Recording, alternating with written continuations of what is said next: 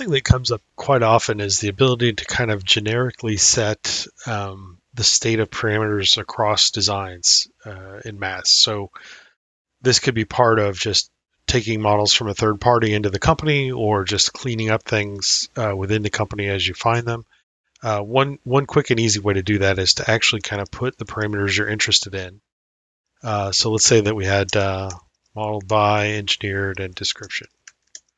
So I'm going to just extract this data from the current model because we know that they exist.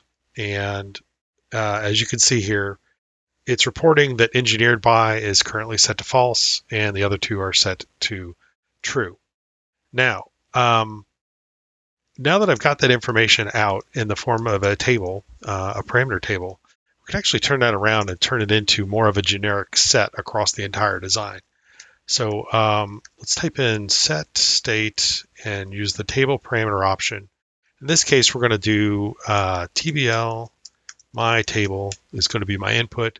And I've commented out all of these functions that are already up here because we're not going to rewrite the table, and we're not going to go get the current values for those parameters.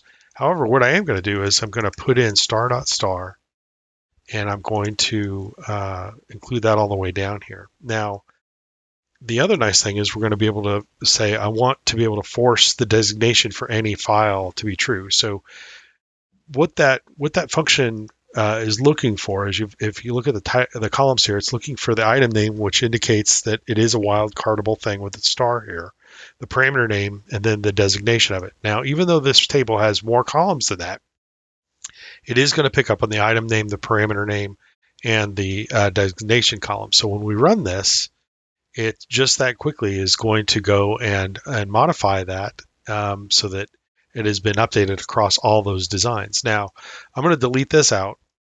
And now I'm going to also, let's get rid of this command, and we're going to uncomment these values. But the difference here is we're going to, actually, let's pull all of the models back for each of these particular parameters, and let's run it again. So it's going to create that table. And as you can see there, it is writing out each of those parameters that we've asked for, and it's reporting that everything now is set to true across every design that had those parameters within them.